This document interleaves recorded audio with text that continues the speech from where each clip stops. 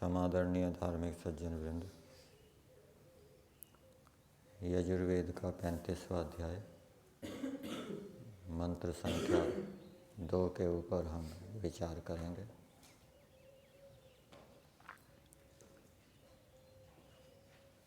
मंत्र है सविता ते शरीरेभ्यः पृथिव्यां लोकमिच्छतु तस्मै युज्यन्ताम् उस्रियः। इस मंत्र की भूमिका में दिया है, फिर ईश्वर के कर्तव्य के विषय को अगले मंत्र में कहा है। अर्थात इस मंत्र में ईश्वर के कर्तव्य, ईश्वर के कार्य को बताया है। ईश्वर क्या करता है, ईश्वर क्या करता है? बहुत से कार्य करता है। सृष्टि को बनाता है, सृष्टि को चलाता है, सृष्टि का विनाश करता है, जीवात्माओं के कर्मों का हिसाब रखता है, जीवात्माओं को कर्मों के अनुसार फल देता है। तो यहाँ पर फल देने वाली बात मंत्र के अंदर बताई गई है। इस मंत्र के पदार्थ में दिया है, महर्षि दयानंद जी का वेद भाष्य है।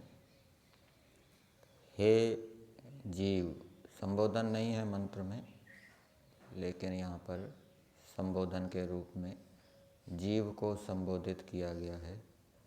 हे जीव, सविता, मंत्र में जो सविता शब्द आया है वो परमात्मा के लिए है। परमात्मा को सविता कहते हैं। और ये सविता शब्द गायत्री मंत्र में भी आता है, विश्वानी देव मंत्र में भी आता है। गायत्री मंत्र में सवितु का क्या अर्थ किया है संस्कार विधि में? सब जगत के प्रकाशक, प्रकाशकों के भी प्रकाशक और सब ऐश्वर्यों को देने वाले। और विश्वानी देव मंत्र में भी सविता शब्द का अर्थ किया है सकल जगत के उत्पादक। तो सविता शब्द के अर्थ हो जाएंगे, प्रेरक भी होता है सविता शब्द का अर्थ। यहाँ पे कोई वैसा अर्थ नहीं किया धातु प्रत्यय के हिसाब से, केवल परमात्मा अर्थ किया है। तो सविता शब्द का अर्थ धातु के आधार पे हो जाएगा, जो परमेश्वर सकल ऐश्वर्य को देने वाला है, सकल जगत को उत्पन्न करने वाला है अथवा प्रेरक है, ऐसा जो परमेश्वर सविता है। तेरे शरीरेभ्यः, जन्म जन्मांतरों के शरीरों के लिए, पृथिव्याम, अंतरिक्ष व भूमि में। मंत्र के अंदर पृथ्वी शब्द आया है और पृथ्वी शब्द के यहाँ दो अर्थ किए हैं, अंतरिक्ष या भूमि। निघंटु के अंदर जहाँ शब्दकोश है उसमें पृथ्वी के नामों को पढ़ा गया है। पृथ्वी के नामों में पृथ्वी शब्द भी आता है और भी पृथ्वी के नाम हैं, जैसे गौ, भू, भूमि, मही, अदिति, पूषा। ये पृथ्वी अर्थ वाले हैं, इनका अर्थ पृथ्वी है। ये वेदों के अंदर हमको मिलेंगे। और वहाँ पर अंतरिक्ष के नाम भी पढ़े गए हैं। अंतरिक्ष के नामों में पृथ्वी शब्द भी पढ़ा है। पृथ्वी का अर्थ अंतरिक्ष भी होता है। और भी अंतरिक्ष के लिए दूसरे शब्दों का वहाँ उपयोग, वहाँ संग्रह किया गया है। अंबरम है, भू है, भू शब्द से भी अंतरिक्ष का ग्रहण किया गया है। आपः, आकाशम, अंतरिक्षम। तो ये अंतरिक्ष के नामों में पृथ्वी शब्द भी पढ़ा है और पृथ्वी के नामों में भी पृथ्वी शब्द पढ़ा है। इसलिए पृथ्वी शब्द के यहाँ पर दो अर्थ कर दिए। अंतरिक्ष व भूमि में कर्मों के अनुकूल, लोकम, कर्मों के अनुकूल सुख दुख के साधन प्रापक स्थान को चाहे। तो परमेश्वर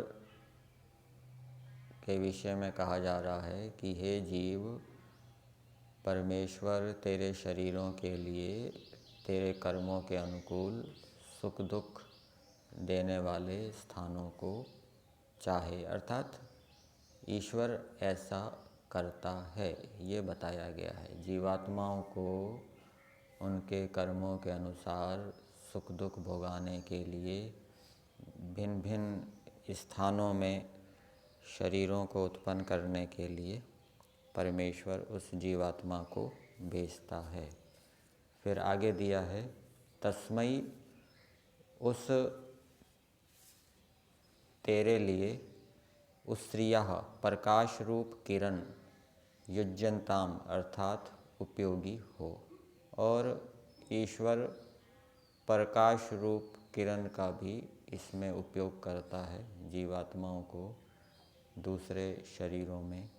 दूसरे शरीरों को प्रदान करने के लिए। भावार्थ में दिया है, हे जीवो, जो जगदीश्वर तुम्हारे लिए सुख चाहता है और किरणों के द्वारा लोक लोकांतरों को पहुंचाता है, किरणों के द्वारा पहुंचाता है, वही तुम लोगों को न्यायकारी मानना चाहिए। तो परमेश्वर हम जीवात्माओं को हमारे कर्मों के अनुसार सुख दुख भोगाने के लिए भिन्न भिन्न शरीरों के अंदर प्रवेश कराता है, भिन्न भिन्न शरीरों से युक्त करता है। ये इस मंत्र के अंदर बताया गया है। और भावार्थ में दिया है कि ईश्वर को न्यायकारी मानना चाहिए। ईश्वर न्यायकारी है, अर्थात बिना कर्मों के ईश्वर कोई फल देगा नहीं। जो अपने कर्म किए हैं उसका फल अवश्य ही मिलेगा, और जैसे कर्म किए हैं वैसा फल देगा। अच्छे कर्म किए हैं तो अच्छा फल देगा, बुरे कर्म किए हैं तो बुरा फल देगा। हमारे कर्मों का फल दूसरे को नहीं मिलेगा, जैसा हम चाहते हैं वैसा ही हमें कर्मों का फल मिलेगा। तो और न्यायकारी में एक ये बात भी आ जाएगी कि ईश्वर हमारी क्षतिपूर्ति भी करता है। किसी ने हमारी हानि कर दी अन्यायपूर्वक तो ईश्वर उसकी क्षतिपूर्ति करता है। तो ईश्वर हमारे कर्मों के अनुरूप सुख दुख देता है। कर्मों की अनेक प्रकार की गति होती है, अच्छे बुरे कर्मों के अनेक प्रकार के लाभ और हानियाँ होती है, और उसको यदि हम ईश्वर के साथ जोड़ेंगे, यदि हम अच्छे कर्म करेंगे तो ईश्वर की व्यवस्था में हमारी आत्मा का जो ज्ञान है वो बढ़ेगा। यदि हम अच्छे कर्म करेंगे तो अच्छे अच्छे गुण कर्म स्वभावों को धारण करने की प्रेरणा मिलेगी। अच्छे कर्म करेंगे तो कठिन कार्यों को करने का भी सामर्थ्य उत्पन्न होगा, बड़े कार्यों को करने का भी सामर्थ्य उत्पन्न होगा। अच्छे यदि कर्म करेंगे तो हम प्रसन्न रहेंगे, आनंदित रहेंगे। बुरे कर्म करेंगे तो दुखी रहेंगे, शोक से युक्त रहेंगे। किसी व्यक्ति ने पहले अपने जीवन में बहुत गड़बड़ी करके पैसे इकट्ठे कर लिए, अब वो उन पैसों का उपयोग करते हुए आध्यात्मिक मार्ग में आगे बढ़ने का प्रयास कर रहा है। पैसे उन्हीं का उपयोग कर रहा है जो उसने गड़बड़ी से इकट्ठे किए हैं। तो ऐसे व्यक्ति को आध्यात्मिक मार्ग में सफलता की प्राप्ति नहीं होगी। वो जिन धनों का उपयोग कर रहा है वो धन कैसे होने चाहिए? पवित्र होने चाहिए। और पहले तो उसने गड़बड़ी से पैसे इकट्ठे कर लिए और अब वो कोई कर्म भी नहीं कर रहा, केवल उसको भोग रहा है, और वो ये चाहता है कि मुझे साधना आदि में सफलता मिल जाए, तो उसको सफलता नहीं मिलेगी। वर्तमान में भी उसको अच्छे कर्म करने पड़ेंगे, और जो उसने पहले बेईमानी से पैसे कमाए हैं वो उसका बिल्कुल उपयोग ना करे, कहीं और उसको दान दे दे, अब ईमानदारी से अपना जीवन चलाए, तो वो आध्यात्मिक मार्ग में प्रगति कर सकता है। ईश्वर की आज्ञाओं का पालन करने से हमें सुख मिलता है। कुछ ईश्वर की आज्ञाएं कठिन होती है, कुछ ईश्वर की आज्ञाएं सरल होती हैं। यदि ईश्वर के प्रति प्रेम है तो हम कठिन कार्यों को भी सरलता से कर लेंगे, उसमें बाधा नहीं होगी। जैसे साइकिल चलाते हैं, साइकिल में चेन में यदि ग्रीस लगा दें तो वो साइकिल बहुत स्मूथ हो जाती है, बहुत अच्छी प्रकार से चलती है। और यदि ग्रीस ना लगी हो तो फिर वो खड़खड़ करेगी, चलने में कठिनाई होगी। इसी प्रकार से यदि हमारा ईश्वर के प्रति उपासना है, ईश्वर के प्रति आकर्षण है, ईश्वर के प्रति प्रेम है, तो ईश्वर की कठिन आज्ञाओं को भी हम सरलता से पालन कर लेंगे। और यदि ईश्वर के प्रति प्रेम नहीं है तो ईश्वर की आज्ञाओं का पालन करने में हमें सफलता नहीं मिलेगी। और दूसरी बात, जब हम प्रेम पूर्वक, स्नेह पूर्वक ईश्वर की आज्ञाओं का पालन करते हैं तो ये भी ईश्वर की व्यवस्था है, तो उससे हमारा जो अविद्या है वो दूर होती है। एक केवल ईश्वर की आज्ञा का पालन कर रहा है, यम नियम आदि का पालन कर रहा है, लेकिन प्रेम नहीं है ईश्वर के प्रति, तो वो वैसी उसको लाभान्वित नहीं करेगी। लेकिन जो प्रेम पूर्वक करेगा उसको और अधिक लाभ होगा।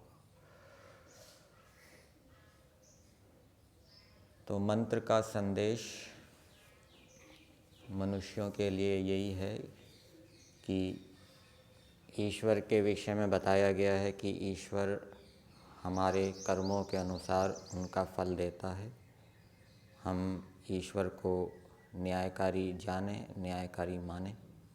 तो ईश्वर को यदि हम न्यायकारी मानेंगे तो कैसे कर्म करेंगे? अच्छे कर्म करेंगे, क्योंकि हम दुख नहीं चाहते, दुख बुरे कर्मों का फल है। हम सुख चाहते हैं, सुख अच्छे कर्मों का फल है। तो ईश्वर को न्यायकारी मानने से हम अच्छे कर्मों को करेंगे। और ईश्वर को न्यायकारी मानने के लिए हमें कर्मों के फलों के ऊपर विचार करना चाहिए कि ईश्वर कैसे कैसे कर्मों का कैसे कैसे फल देता है। यहीं तक रखते हैं।